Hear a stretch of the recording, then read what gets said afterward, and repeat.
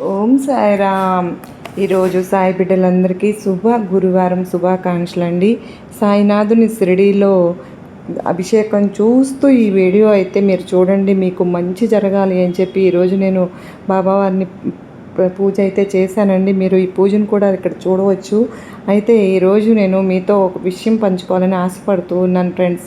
ఈరోజు బాబావారికి మన ఇంట్లో డెకరేషన్ చేసుకుందాము అని చెప్పి నేను ఈ గురువారం రోజున పొద్దున్నే చక్కగా రెడీ అయ్యి పువ్వులు తీసుకొద్దామని చెప్పి వెళ్తూ ఉంటే ఒక బైక్ ఎదురు రావడం, వాళ్ళకి ఇబ్బంది కలగకుండా నేను సడన్ బ్రేక్ వేయడం వల్ల నేనే పడిపోయానండి. నా కాలుకి చాలా పెద్ద దెబ్బ తగిలింది.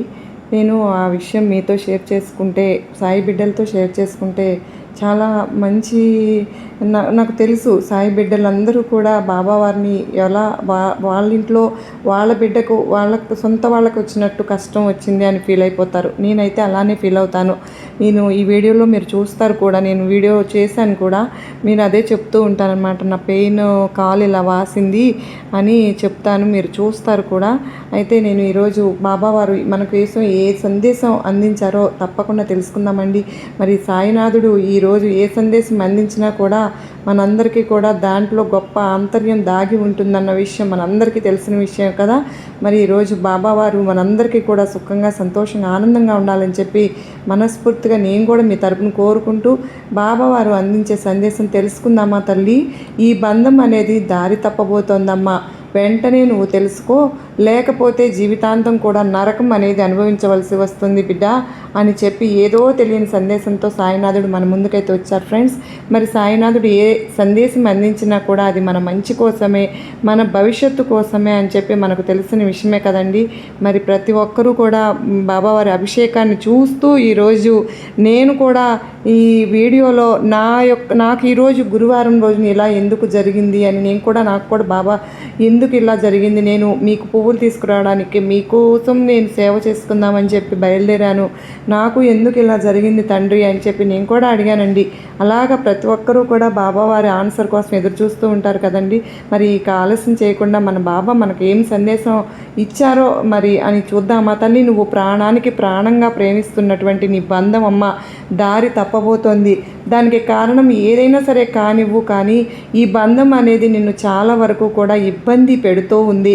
నువ్వు వద్దు అన్న పనులు చేస్తోంది.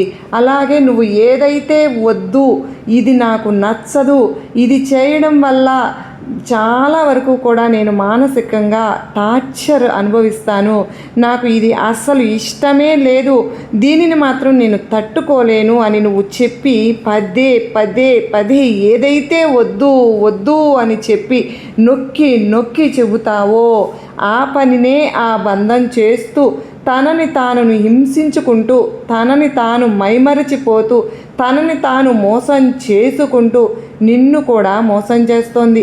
కారణం ఏది ఏమైనప్పటికీ కూడా ఇక్కడ కష్టం వచ్చినా, నష్టం వచ్చినా, దుఃఖం వచ్చినా, లేదంటే కనుక ఇంకా ఏ ఇతర కారణాల వల్లనైనా కూడా నీ జీవితంలో నిన్ను కోల్పోతూ ఉన్నావు అన్న దానికి కారణం ఆ బంధం దారి తప్పుతోంది అన్ని వల్లే. దానికి ఎందుకు ఇలా జరుగుతుంది, ఎక్కడ జరుగుతుంది అనేది నువ్వు ఆరా తీయడం వల్ల ఎటువంటి ఉపయోగం లేనే లేదు. పోనీ తప్పును నువ్వు ఆపగలవా అంటే కనుక నువ్వు ఏదైతే రాంగ్ వేలో వెళ్తూ ఉన్నావో ఆ పద్ధతి కూడా సరైనది కాదు అని చెప్పడానికే ఈరోజు నేను నీ ముందుకు వచ్చాను తల్లి. ఎప్పుడైనా సరే ముళ్ళుని ముళ్ళుతోనే తీయాలి అని చెప్పి ఎప్పుడు కూడా మన పెద్దలు చెబుతూ ఉంటారు కదమ్మా. అయితే ఇక్కడ ముళ్ళుని ముళ్ళుతో తీయడం కంటే కూడా ప్రేమతో తీయడం ఎంతో ముఖ్యం. అయితే ఈ బంధం దారి తప్పబోతోంది అని నువ్వు గ్రహించినప్పుడు దాని యొక్క పరిణామాలు కూడా ఏవైతే ఉన్నాయో అవి కుటుంబానికి ఎంతవరకు కూడా నష్టాన్ని కలిగిస్తాయో, దానివల్ల బిడ్డల భవిష్యత్తు అనేది ఏమిటి అవుతుందో, దాని కారణంగా ఎంతవరకు కూడా మానసిక వేదన కుటుంబం అనుభవిస్తూ ఉంటుందో, ఎన్ని డబ్బులు అనేవి నాశనమైపోతూ ఉన్నాయో, ఇలా డబ్బు నాశనం, కుటుంబం యొక్క పొరుగు నాశనం, మనశ్శాంతి నాశనం, ఆరోగ్యం నాశనం, ఇన్ని రకాలుగా కూడా ఆ బంధం ఇంత టార్చర్ చేస్తూ ఉంది అంటే దానికి కారణం ఆ బంధం తప్పుడు దారి పట్టడం. ఇక్కడ మద్యం సేవించడమా, లేదంటే మరి ఇంకా ఏ ఇతర అలవాటులైనా అంటే కనుక అది ఏదైనా కావచ్చు, అది నిన్ను బాధ పెడుతున్నది అన్నది మాత్రమే ముఖ్యం. అలాగే ఆ బంధం వల్ల చాలా వరకు కూడా నష్టాలు భవిష్యత్తులో జరుగుతాయి అన్నది కూడా వాస్తవం. కనుక వెంటనే మేల్కో తల్లి.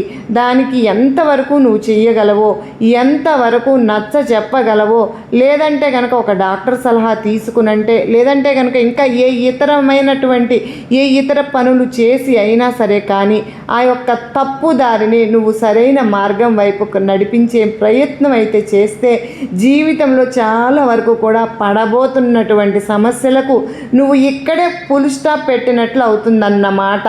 కనుక వెంటనే తెలుసుకో, దానికి నువ్వు ఏం చేయాలి, ఎక్కడ మొదలు పెట్టాలి, ఎక్కడ ఆపాలి, ఎలా వెళ్ళాలి, ఆ యొక్క బంధం తప్పుడు దారి వైపు అడుగు వేయకుండా ఎలా అడ్డుకోట కట్టాలి అనేది కూడా నువ్వు ఖచ్చితంగా తెలుసుకోవాలి.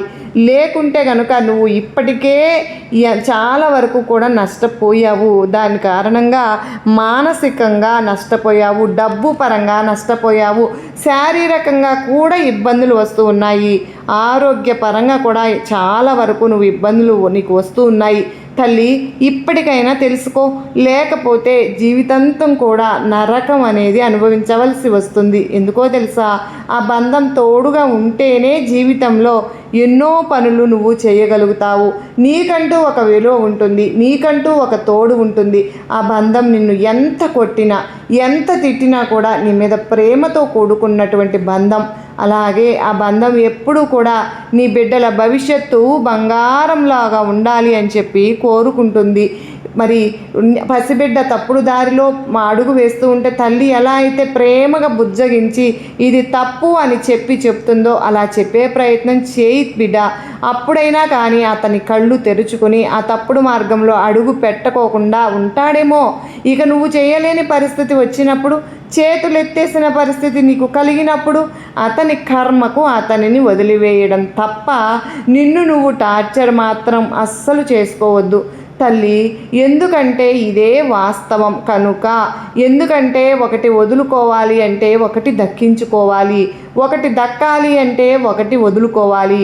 ఇక్కడ నీకు అతని మీద ప్రేమ ఉంది, అతనిలో మార్పు రావాలి అంటే కనుక నువ్వు ఇంతవరకు చేయగలుగుతావో అంతవరకు మాత్రమే చేయగలుగుతావు. కానీ అంతకు మించి అయితే నువ్వు చేయలేవు కదా. ఒక్కసారి నువ్వు ఆలోచించు అని చెప్పి ఈరోజు సాయినాథుడు మనకు ఎంతో చక్కటి సందేశాన్ని అందించారు కదండి. అలాగే బంధంలో మార్పు తేవడం కోసం ప్రేమగా ప్రయత్నించాలి అనే సందేశాన్ని కూడా మనకు సాయినాథుడు అందించారండి. మరి ఈ సందేశం మీ అందరికీ కూడా నచ్చింది, అర్థమైందని నేను చెప్పి అనుకుంటున్నాను ఫ్రెండ్స్. మరి నచ్చింది, అర్థమైంది అని చెప్పి అనిపిస్తే వీడియోకి ఒక చిన్న లైక్ అయితే ఇవ్వండి. కింద కామెంట్ సెక్షన్లో ఓం సాయిరామ్ అని చెప్పడం మాత్రం మర్చిపెట్టవద్దు ఫ్రెండ్స్. మొదటిసారిగా మన ఛానల్లోకి వచ్చినట్టయితే మన ఛానల్ని సబ్స్క్రైబ్ చేసుకుని నాకు సపోర్ట్ అయితే చేయండి. మరో చక్కని సాయినాథుని సందేశంతో కలుసుకుందామండి. అంతవరకు ఆ సాయినాథుని కృప, కరుణ, కటాక్షుడు మనందరిపైన నిండుగా మన కుటుంబం పైన ఉండాలని మనస్ఫూర్తిగా నేను కూడా బాబా వారి తరపున మీ అందరి తరపున కూడా బాబాని కోరుకుంటున్నాను. నిజంగా బాధలతోటి మీరు ఏదైనా బాధలతో బాధపడుతూ ఉంటే కనుక వాటన్నిటిని కూడా నాతో షేర్ చేయండి ఫ్రెండ్స్. వాటి వల్ల మీ బాబా వారికి మనందరము కలిసి ప్రేయర్ అయితే చేద్దాం. సాయి బిడ్డలు అంటేనే ప్రతి ఒక్కరూ ఒకరి గురించి ఒకరు పట్టించుకుని, ఒకరికి ఏ కష్టం వస్తే అది మనకే వచ్చింది అని చెప్పి బాధపడే మనస్తత్వం కలిగి ఉంటారు. ప్రతి ఒక్కరూ కూడా ఈరోజు బాబావారు మనకు జీవితాంతం కూడా తోడు ఉండి నడిపిస్తారు అని మనందరం నమ్ముతున్నాం. కనుకనే ప్రతి ఒక్కరూ ఓం సాయిరామ్ అని చెప్పి తప్పకుండా కామెంట్ అయితే చేయండి. మరి ఈరోజు ఈ సందేశం మీకు గొప్ప నమ్మకాన్ని, ధైర్యాన్ని కలిగించింది ఈ గురువారం రోజు అనే నేను కూడా భావిస్తూ ఉన్నాను. మరలా కలుసుకుందామండి. మరి బాబావారి అనుగ్రహం ఈ గురువారం రోజున అందరికీ కలగాలని మరొక్కసారి వేడుకుంటూ సర్వే జన సుఖినో భవంతు, లోకా సమస్త సుఖినో భవంతు.